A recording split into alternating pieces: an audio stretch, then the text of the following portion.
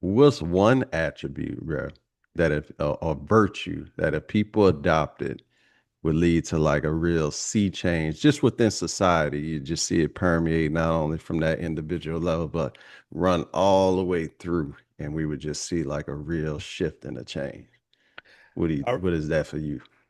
I truly believe that virtue would be non-judgmental self-honesty. Mm, Non-judgmental self-honesty, meaning like, and I want to make it clear, I don't even think you have to tell anybody else what this honesty is. I believe it's healthy to do so. I believe you should have people in your life that you can be non-judgment, like honest with, to where they're not going to weaponize that truth that you just spoke to them and use it against you. Because again, that's what people are scared of, people using their honesty as leverage. But let's say you went mute for the rest of your life.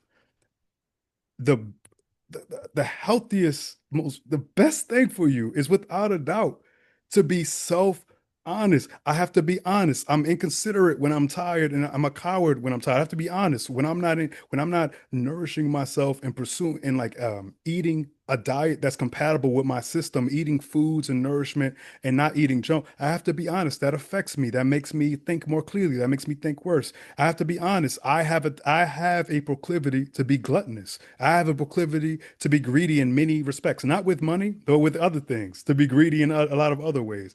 I am an addict. I proclaim that and I'll never not say it. The moment I act like I'm not an addict is when my inclination to become addicted gets the best of me.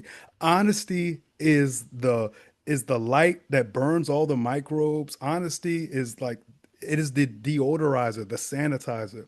And I think what really prevents people from engaging in self-honesty is we're so conditioned socially that again, we're conditioned to where everybody has had an experience where they have been honest and then it was used against them. They have been right. honest and then it was thrown in their face. So then, therefore, the mind does this little tricky thing where even when you're alone and nobody is around, you can no longer engage in that practice of admitting anything because you've been traumatized in a sense. And so that's Yeah. what's preventing, there's no way out but through though. You have to be honest. And no matter how honest you are, you'll never cover all the blind spots, but it's not about perfection as you had mentioned earlier. It's about the exercise and the pursuit and the effort. But what do you think that virtue is? No, you know what's funny, bro? I think I was it's we're saying similar things, but it's just a different word. And then there's something additional there, I think, for me. So mine is integrity. Like if people strive to just have integrity, foundational to that is self-honesty. Yep, Because totally you agree. can't cultivate any integrity unless you have like some moral compass and you have some moral values and principles that you then, subscribe to and are committed to. But I think that the funny thing is that honesty piece is so critical because without it, integrity just becomes like pride, and it just Hmm. becomes like all ego, and it's just like, I'm right, you're wrong. That's it. In the story. If you don't do what I say, like I disagree, I'm walking away. There's no point of engagement. So that's where I feel like yeah, and that's where the whole thing about virtues just gets very cloudy and murky, and it's like what's a virtue versus just like some attribute, like you kind of get caught up in the definitions of it all. But I agree with you that honesty piece is critical and foundational because then when you do engage other people, you have a principled reason why you do what you do, but you're still able to listen to others and hear them out because you're not as easily persuaded because you've gone through that process of just like vetting your own beliefs. And then foundational to that is in doing that, wanting to have, like you said, like not be judgmental, to understand that even those things that you have decided are right or wrong, somebody else just may have a totally different view and perspective, and you got to be willing to hear them out. And then you just have a conversation and see where y'all end up together or separately. But yeah, I'm with you though on that honesty piece and that, and it's hard to your point about being honest, especially when so much of our life is defined by just posturing, right? So then it's like you can't like sit with yourself and be honest because then when I step out into the world, people might see that, and now I'm compromised, Now you kind of see through me. Now all of my insecurities are coming out, and then I can't perform in the way that I feel that I need to. I'm not optimizing myself. So nah, I'm with you on that. Because if we did that, if we made those small changes, right? A lot of these political issues that are plaguing us right now, both historically and then how they've now morphed into something a bit different, but they're still related. Yeah, we wouldn't have to deal with them as much and as often. So much of this is very human, and we're gonna always deal with the you know tribal disagreements, not seeing things eye to eye, the viciousness, the meanness, and all of that. But at least we'll have something that allows us to reset and reflect and then try to move forward in a better way and not just get entrenched in that. And that's where it seems that we are not we don't have the courage, right? The Yates courage, right? Deep dark corners of your soul. It's tougher to engage in that and to look into those corners than it is for a man to fight on a soldier to fight on the battlefield. But that's it. Like if we engage in that type of reflection on our own and then went out into the world armed with that honesty and that integrity, I mean, you then working towards some harmony. Now you cooking with something. You know what I mean? Yes. Oh my goodness, yes, bro. And I mean that there's a one word you just used too that describes this process, and it is work. And I think what you garner when engaging in pursuit of integrity and pursuit of self-honesty, I think you start to appreciate how much work it is, and therefore it sort of lends itself to a kind of now it's a double-edged sword. You could even find yourself being even way more impatient with people because I'll be annoyed. It's impatience and a kind of impatience and a kind of patience as well. I'll be annoyed at somebody lacking in integrity. I'll be annoyed at somebody lacking self-honesty, but I'll have all the patience in the world if they're willing to engage in the process of pursuing. That's all it is. I'm mad at the lack of effort to change. I'm not so much like impatient with the person overall, but I do have because also I want to, you know what it is too? I'm mad at myself when I allow myself to not have integrity, when I give when those moments of weakness, when fatigue makes me into a coward, and I make some kind of decision that lacks in integrity, that lacks in being self-honest, that is some kind of circumvention. I hate that because I see it as this weakness that's plagued society that's making so much of the badness. It may not be the root of everything, but it's the root of damn near everything. But in that pursuit of integrity and self-honesty, it lends itself to a kind of understanding which 1000% transcends this superficial crap we're on, where it's all about our race, it's all about our politics, it's as you had mentioned, it is a humanization that occurs from that kind of introspection, from the examining the dark corners, and it transfers to the people around you when you interact with them. 100%, bruh. And the other thing with that too is because you brought up patience, right? Um, when you engage people in a patient way, you're then able to listen and hear, and just digest what it is that they're saying and the perspective that they have. And it then I feel like because we touched on like I mentioned with the pride and the ego, and if you don't ground yourself in some self honesty, that's what integrity looks like. It just looks like a lot of pride. But like when you remove those things and you're putting in that effort to be more thoughtful and patient, you first are patient with yourself, right? Because you know how you when you're honest, you see how deeply flawed and fucked up you are, and you're like, all right, I got a lot of work to do. So I can't imagine with the next person who isn't even engaging in this process, or maybe I don't know that they are, right? It's not evident to me. So I have to assume that perhaps they're not until, proven otherwise. But I think that once you start to like do that, I remember the dude Ernest Becker, he wrote that book Denial of Death that I like, and he talked about how like when he removed kind of this hero mentality and wanting to be right and just being in this pursuit of being right and proving others wrong.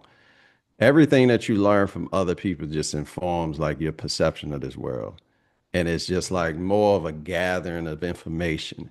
Not saying that you agree with anything or any of their points of view, but you're able to listen to it, digest it, see the merit in some of it or none of, like certain shit that's just wrong. But it's still it's a good it just seems like a less stressful approach to life. You know what I mean? Like, and Totally that's where agree. you're pursuing that harmony at that point. And then it's like easier for you, easier for others. And yeah, then we can start to see some shit move in the right direction instead of like devolving into what it is that we're seeing right now. Yes, yes, brother, I totally agree. And also that the desire to be right is also the root of many evils. And I want to speak to the desire to be right, but I also want to qualify my definition of being non-judgmental towards itself. I feel like again, a lot of people in this day and age it's becoming more normal than ever. They believe that to be self-honest means to not call yourself out on your BS. It's to like everything's okay. And when I say non-judgmental, I mean non-judgmental about how much of a fool you are and how wrong you are, in the sense that it does not determine who you are now and forevermore.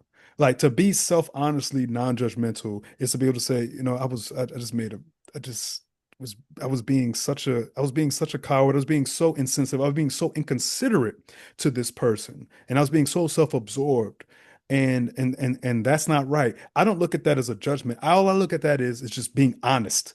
A judgment Hmm. would be, therefore, I'm this and there's nothing I can do about it. There is no I'm this and there's nothing I can do about it.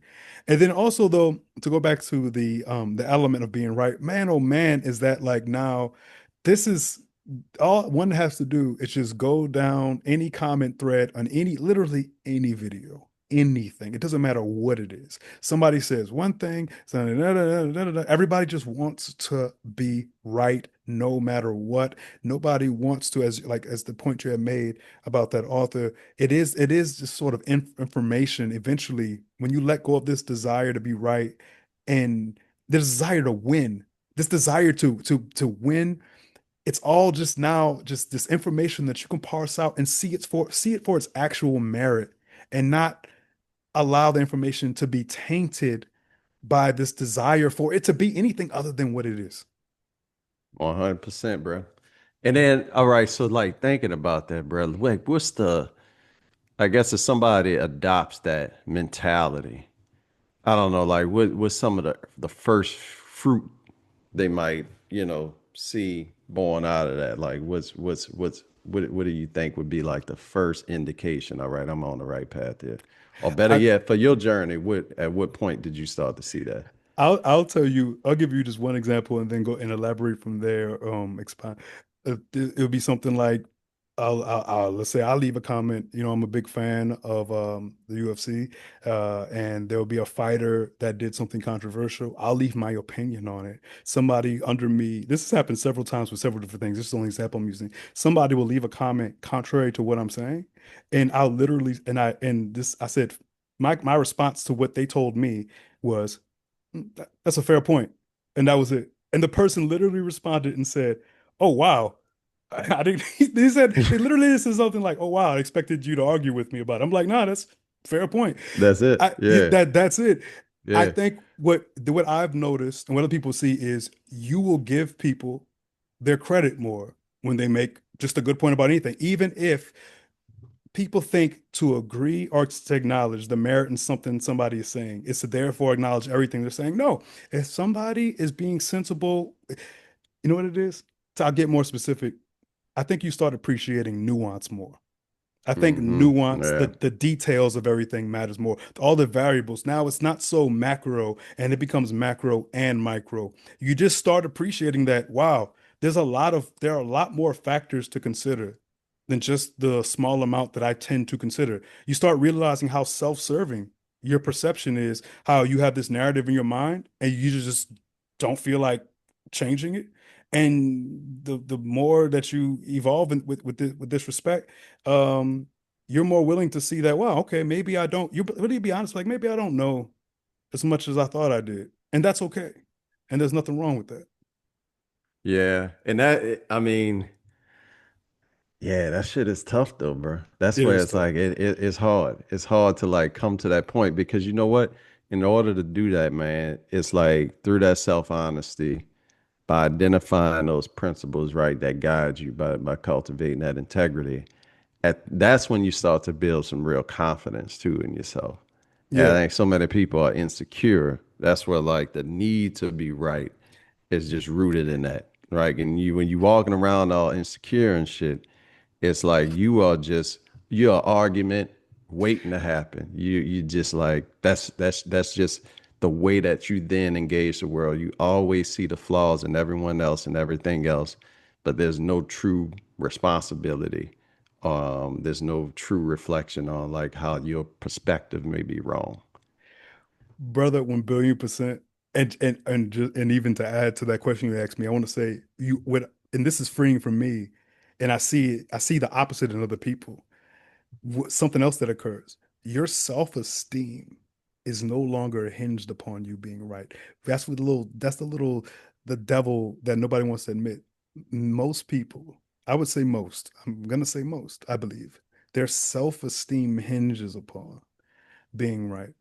If you can really truly prove to me I'm wrong, it's okay. It's totally okay. I am not therefore going to think less of myself because my sense of self-esteem is not hinged upon my rightness. Instead, it's solely hinged upon more of this is also an interesting topic. It's like what what informs your self-esteem? My self-esteem is totally 1000% informed by my effort. That's it. Like I have made a pact, a little contract with my internal environment that I am defined by effort and nothing else. Therefore, when I disappoint myself, I admit how I disappointed myself and I admit how, man, I was being such an unreasonable fool.